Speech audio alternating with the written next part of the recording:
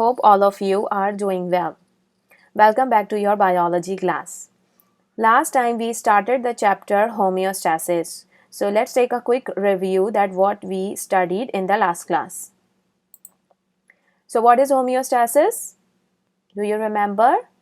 Yes, homeostasis is actually a Greek word which consists of homeo and stasis. Homeo means similar, stasis means condition. So, homeostasis is a maintenance of constant environment in the body. Why we need homeostasis? Because our body cells work best if they have correct temperature, water levels, and glucose concentration. So, in the chapter excretion, we studied about water level, that how kidney regulate water content of our body, and in the last video we discussed about the glucose regulation, and today inshallah we are going to discuss about control of body temperature. Our body has a mechanism to keep the cells in a constant environment. So what is the definition of homeostasis? The maintenance of a constant environment in the body is called homeostasis. Last time we studied about negative feedback, and regulation of glucose is actually the example of negative feedback system. So what is negative feedback? A reaction that responds to reverse the direction of change is called negative feedback. So this is all about what we studied in the last lectures. So students, let's discuss about the importance of a constant temperature. Like why we need a constant temperature in our body. Many biological and physical processes are affected by temperature. So let's discuss about the effect of temperature on biological processes which are listed below. Enzyme work best at optimum temperature. It's mean higher temperature cause denature enzyme. Cell membrane becomes fragile as temperature rises. Diffusion rates are increased by high temperature and vice versa. It means if temperature increases, so molecule gain energy and they start moving faster from their higher to lower concentration and vice versa. Liquid such as blood becomes more viscous as temperature fall. Students, you know birds and mammals are endotherm. What are endotherms organism? Yes, organism which can maintain a constant body temperature by generating heat internally.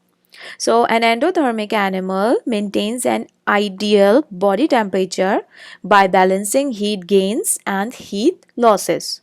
So what are the heat gains and heat losses in endothermic animal body? Let's discuss. Like many biochemical reactions, especially respiration in the liver, generate heat.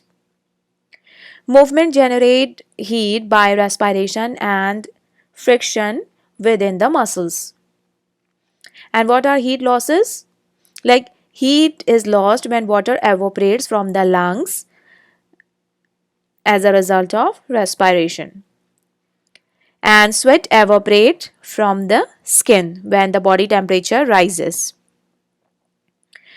Excretion is like urine and feces are at body temperature. So when heat is lost, when urine and feces are expelled from the body.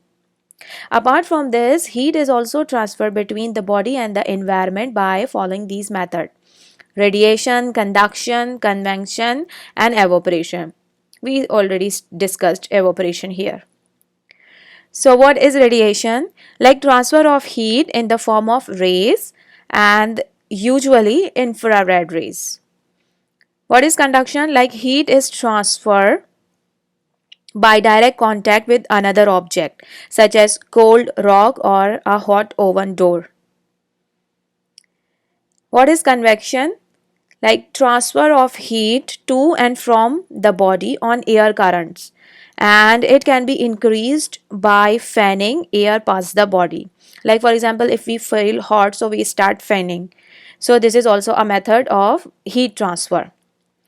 But a student, keep that in your mind that this heat gains and heat losses should be equal, because if heat gains exceed the heat losses, the body temperature will rise and may cause hyperthermia.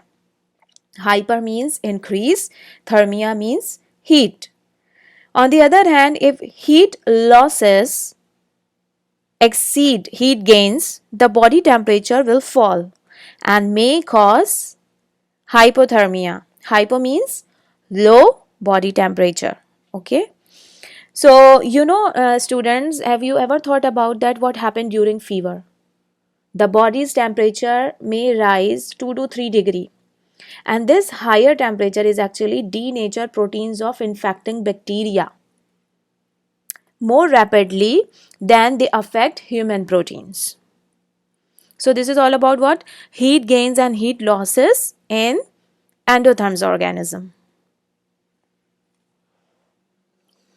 So let's discuss about control of body temperature. All mammals maintain a constant body temperature because they are endotherm, and they can maintain a constant body temperature by generating heat internally. Human beings have a body temperature of about 98.6 degree Fahrenheit or 37 degree centigrade. Students, humans have several mechanisms which work non-stop to balance heat production against heat loss. This balance is achieved by a temperature control center in the brain, and the part of the brain which act as a temperature control center is called hypothalamus. What is in front of your eye? Yes, now we are going to discuss the skin structure. Students, skin play a very important role in temperature regulation, like it act as a barrier between the body and its environment. And secondly, the skin is also the main organ concerned with the heat loss and heat conservation. So this is the diagram of a skin, and it consists of following parts. Number one, epidermis. The upper layer of skin is called epidermis, which protects against water loss and entry of disease causing organism. The middle layer is called dermis, and it usually consists of hair follicles, sweat glands, and nerve ending. The last layer is called hypodermis and subcutaneous layer, and it usually consists of fat deposit. As you see here, fat deposit. So these subcutaneous layer is actually insulate against heat lost, only involved in long-term temperature control. And these are here, which is usually visible on our skin surface, and these are sebaceous glands which produce oil. These are sensory neurons or nerve which carries impulses to the hypothalamus. Actually, they are detecting the temperature change. These are sweat glands which produce sweat, and these are pore, and these are blood vessels which usually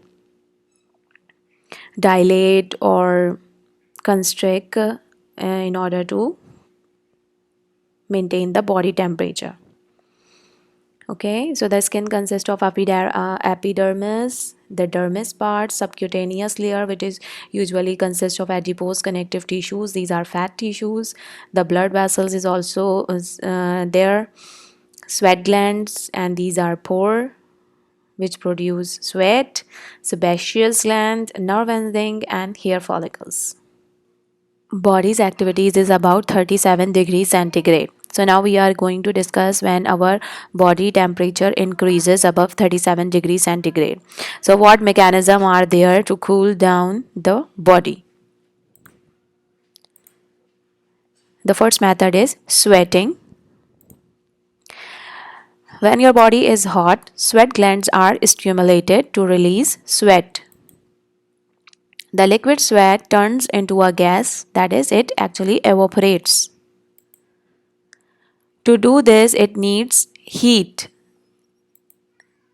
It gets that heat from your skin, and then as your skin loses heat, it cools down. Just see this diagram. When your body temperature rises, this is the skin, so skin loses heat and evaporates sweat,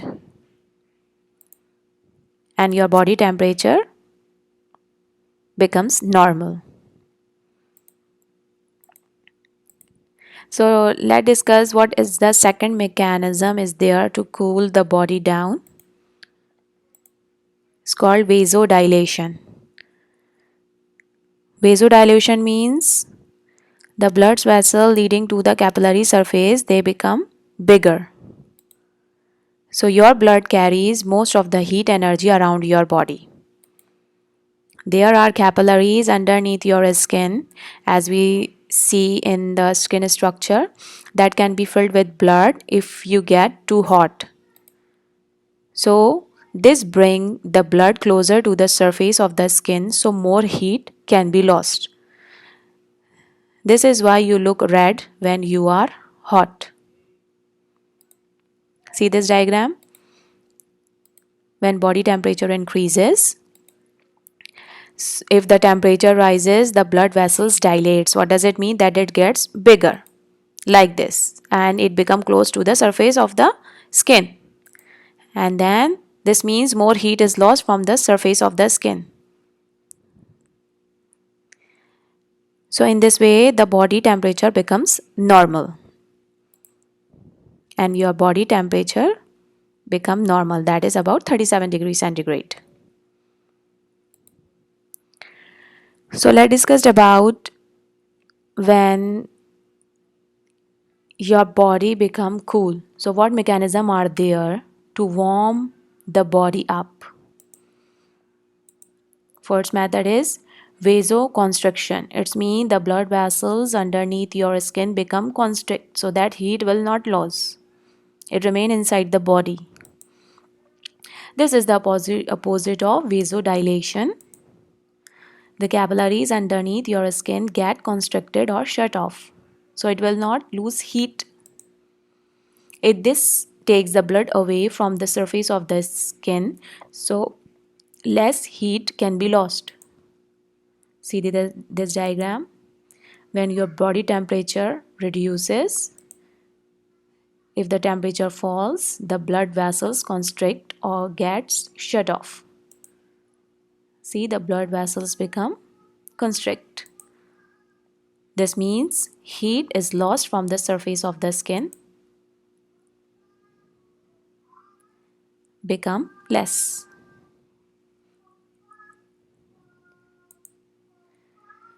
So what mechanism are there to warm up the body? This is the second method, which is called piloerection. What is this? This is when the hairs on your skin stand up. It is sometimes called goosebumps or chicken skin. The hairs wrap a layer of air next to the skin, which is then warmed by the body heat. The air becomes an insulating layer. See this diagram. What is actually happen in the piloerection when your body temperature decreases. So here is stand-ups and air is trapped between hairs and your body temperature maintained to normal. This air insulates and warms the skin. So students, let's take a quick review of how our body control temperature. So what actually happens when our body temperature decreases, or what is the response of our body towards cold? So when body temperature decrease, so thermostats in hypothalamus activates warming mechanism. as a result of which vasoconstriction happens, which diverting blood from skin to deeper tissues and reducing heat loss from skin. Secondly, skeletal muscles rapidly contract, causing shivering, which generates heat. As a result of which, what happened? Body temperature increases and thermostat shuts off warming mechanism. So our internal body temperature of approximately 36 to 38 degrees centigrade is maintained. On the other hand, when our body gains heat or our body temperature increases, so what happened in that case? Just take a quick review again. When body temperature increases, so thermostat in hypothalamus activates cooling mechanism. So as a result, vasodilation happen. Actually, what happened in vasodilation? Blood vessels relax and fills with warm blood and goes to the skin surface and causes heat radiates from the skin surface. And secondly, sweat glands secrete sweat that evaporates through skin and causes cooling in the body. After that, what happened? The body temperature decreases and thermostat shuts off cooling mechanism and body temperature returns to 36 to 38 degree centigrade. So this heat gain and heat loss is the best example of negative feedback. When our body temperature increases, so thermostat activates cooling mechanism and then body temperature becomes normal. When our body temperature decreases, so thermostat again activates warming mechanism so that our body become hot. So this is actually continuous or non-stop balance of heat production against heat loss is happening in our body. So this is all about the control of body temperature in our body. So at the end of the lecture, you are able to understand why body temperature must be controlled, and you also understand the role of a skin in control of body temperature. And we also discussed about the control of body temperature is an example of negative feedback. So this is all about homeostasis chapter. I hope you understand it well. So take care. Bye bye.